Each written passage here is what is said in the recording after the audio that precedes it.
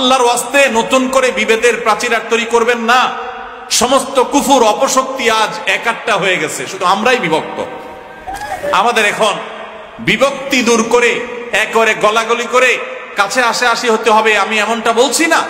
আপনি আপনারটা করেন, উনি ওনারটা করুক, মত পার্থক্য আপন জায়গায় থাকুক, কিন্তু দিন শেষে মনে রাখেন উনিও আপনার কেবলাকে কেবলা মনে করেন, উনি আপনার রাসূলকে রাসূল মনে করেন, উনি আপনার আল্লাহকে আল্লাহ মনে করেন, উনি আপনার কোরআনকে কোরআন মনে করেন, উনি আপনার হাদিসকে হাদিস মনে করেন। আপনি 5 ওয়াক্ত নামাজ ফরজ মনে করেন, উনি 6 ওয়াক্ত মনে করে না, 4 ওয়াক্ত মনে করে না, উনিও 5 ওয়াক্ত নামাজকে ফরজ মনে করে। উনি ইসলামের 5 রকমের কথা বলে, আপনিও 5টার কথা বলেন।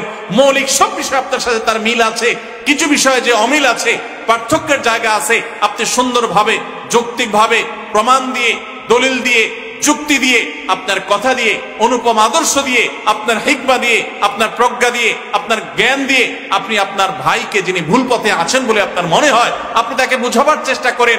আল্লাহর ওয়াস্তে ওয়াজ মাহফিলের মঞ্চকে, আলোচনার মঞ্চকে, মাইককে, টেলিভিশন মিডিয়ার ক্যামেরাকে, মাইককে, এগুলোকে গাল মন্দের ক্ষেত্রে পরিণত করবেন না।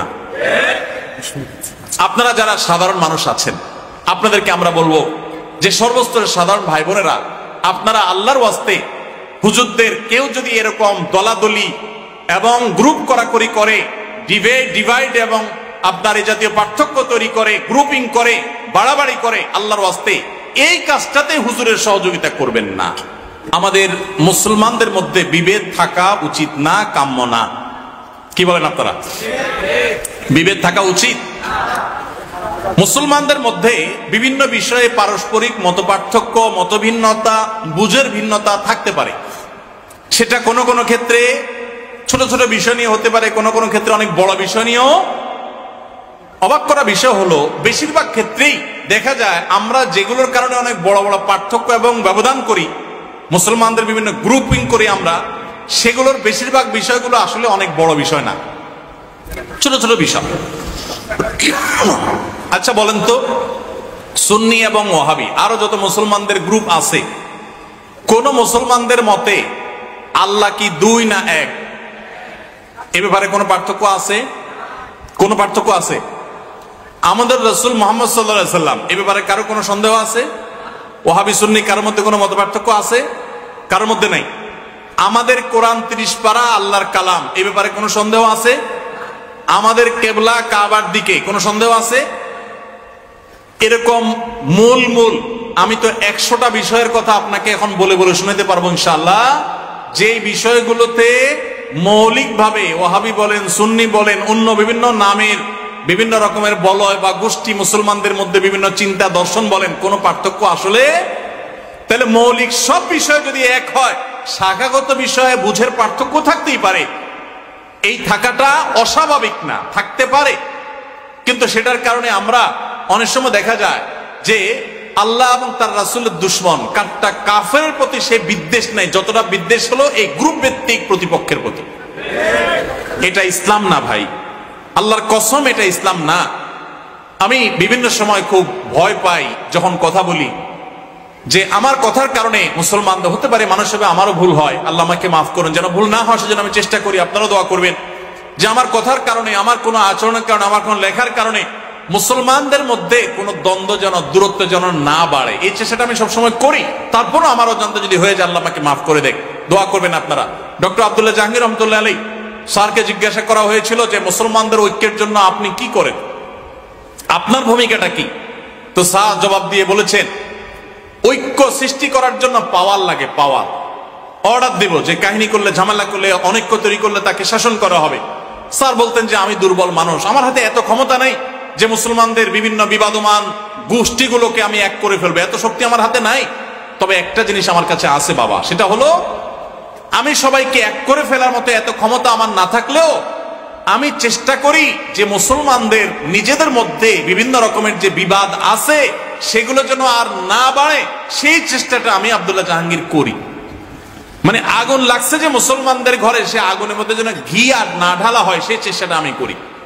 তো স্যারের এই কথার অনুসরণটা আমি করার চেষ্টা করি। অর্থাৎ সাধারণত কারোর নাম ধরে, কোনো গোষ্ঠী নাম ধরে কারোর সমালোচনা, বিশুদ্গার, মাহফিলে, মিডিয়াতে, টিভি চ্যানেলে, অন্য কোথাও সাধারণত না করার চেষ্টা করি। এরপর যদি কখনো হয়ে যায় বুঝবেন ওইটা আমার মিস্টেক, বুঝবেন মানুষ ওইটা আমার ভুল, এবং সেই জন্য আমি অনুতপ্ত। আমি কখনো এগুলো চাই না ভাই।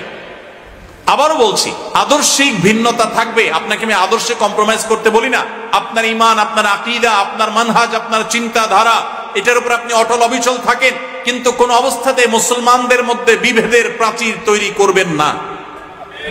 আল্লাহর ওয়াস্তে নতুন করে বিভেদের প্রাচীর আর তৈরি করবেন না। সমস্ত কুফুর অপশক্তি আজ একাট্টা হয়ে গেছে, শুধু আমরাই বিভক্ত। আমাদের এখন বিভক্তি দূর করে একবারে গলাগলি করে কাছে আসি হতে হবে, আমি এমনটা বলছি না। আপনি আপনারটা করেন, উনি ওনারটা করুক, মত পার্থক্য আপন জায়গায় থাকুক, কিন্তু দিন শেষে মনে রাখেন উনিও আপনার কেবলাকে কেবলা মনে করেন, উনি আপনার রাসূলকে রাসূল মনে করেন, উনি আপনার আল্লাহকে আল্লাহ মনে করেন, উনি আপনার কোরআনকে কোরআন মনে করেন, উনি আপনার হাদিসকে হাদিস মনে করেন। আপনি 5 ওয়াক্ত নামাজ ফরজ মনে করেন, উনি 6 ওয়াক্ত মনে করে না, 4 ওয়াক্ত মনে করে না, উনিও 5 ওয়াক্ত নামাজকে ফরজ মনে করে। উনি ইসলামের 5 রকমের কথা বলে, আপনিও 5টার কথা বলেন। মৌলিক সব বিষয় আপনার সাথে তার মিল আছে, কিছু বিষয়ে যে অমিল আছে, পার্থক্যের জায়গা আছে, আপনি সুন্দরভাবে যৌক্তিকভাবে প্রমাণ দিয়ে, দলিল দিয়ে, যুক্তি দিয়ে, আপনার কথা দিয়ে, অনুপম আদর্শ দিয়ে, আপনার হিকমা দিয়ে, আপনার প্রজ্ঞা দিয়ে, আপনার জ্ঞান দিয়ে আপনি আপনার ভাইকে, যিনি ভুল পথে আছেন বলে আপনার মনে হয়, আপনি তাকে বুঝাবার চেষ্টা করেন। আল্লাহর ওয়াস্তে ওয়াজ মাহফিলের মঞ্চকে, আলোচনার মঞ্চকে, মাইককে, টেলিভিশন মিডিয়ার ক্যামেরাকে, মাইককে, এগুলোকে গাল মন্দের ক্ষেত্রে পরিণত করবেন না। আপনারা যারা সাধারণ মানুষ আছেন, আপনাদেরকে আমরা বলবো যে সর্বস্তরের সাধারণ ভাই বোনেরা, আপনারা আল্লাহর ওয়াস্তে হুজুরদের কেউ যদি এরকম দলাদলি এবং গ্রুপ করাকরি করে, ডিভাইড এবং আপনার এই জাতীয় পার্থক্য তৈরি করে, গ্রুপিং করে, বাড়াবাড়ি করে, আল্লাহর ওয়াস্তে এই কাজটাতে হুজুরের সহযোগিতা করবেন না। আপনি আপনার কাছে যেটা সঠিক মনে সেটা আমল করবেন। আল্লাহ আমাদের সবাইকে মুসলমানদের ঐক্যের প্ল্যাটফর্ম যেন তৈরি হয়। দেখুন, আমাদের পার্শ্ববর্তী অনেক দেশ, পৃথিবীর অনেক দেশ, বিভিন্ন মতের মুসলমানদের একত্র হতে আমরা দেখেছি, কিন্তু আমাদের দেশে সেগুলো নাই। বিভেদ দিন দিন আরো বাড়ছে, বাড়ানো হচ্ছে। আল্লাহ আমাদের সবাইকে এই বিভেদগুলো দূর করে ঐক্যের পরিবেশ তৈরি করার মতো কাজ করার তৌফিক দান করুন।